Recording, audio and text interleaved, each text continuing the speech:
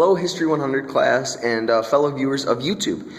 Today we're going to be talking about the podcast assignment that we had for the class, and the one that I specifically chose was the one on New York City history by the Bowery Boys.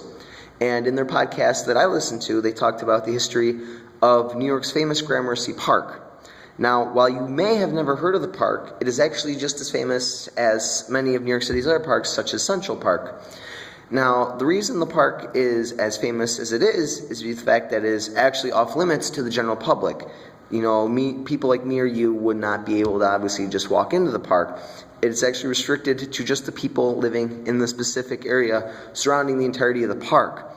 Now, the park itself is only about 2 acres, which is roughly the size of a soccer or football field, or maybe your local town park. It isn't as big as Central Park. In fact, it could probably fit into Central Park hundreds of times. That's how small the park is. Now, for the park itself, it was first designed in 1831 by Samuel Ruggles on what at the time was essentially the swamp in the southern area of Manhattan. And in the end, it turned into this farm that led into the creation of the park as we know it. And it was built on Park and 3rd Avenue, but it doesn't take up a whole city block. So for those of you that have been to a city, it isn't as big as the city block you may or may not know. Now, with the creation of the park too, another interesting fact is that Ruggles actually led to the building of 2 of New York City's other streets in the Manhattan borough. This is including Lexington Avenue and Irving Place. And the park itself is, unlike the rest of New York City, not cared for by the New York City Parks Department. It is cared for by the people that live in the surrounding lots of the park. It is their problem to maintain it, upgrade it, make sure it is properly a good-looking park, as you could put it. And in the end, there's been about 66 lots built around it, and so many famous people that you may or may not have heard of have lived in the area surrounding the park throughout its history. Some of these include politician Samuel Tilden, who was at one time the governor of New York and a former presidential candidate.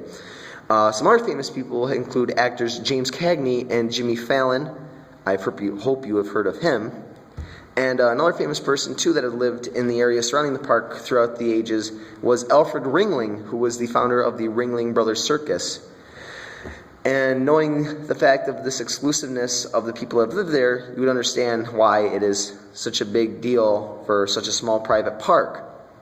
Now, some other research I did after listening to the podcast finds out that the park is actually open only one day a year to the general public, that is Christmas Eve. But other than that, the only chance you will ever get to be able to see it would be basically walking around the outside of it, as the only way to get into the park is through a gate, which only the residents have keys for. Knowing this, you could truly see how Gramercy Park is not only such an exquisite park, but the reason to why it is so famous in its exclusivity to only a select handful of New York City's residents. I hope that you have learned a little bit about the park in this video, and that's pretty much it. I'm Jeremy Pickering, and I hope that you have enjoyed my presentation of the Bowery Boys podcast on Gramercy Park.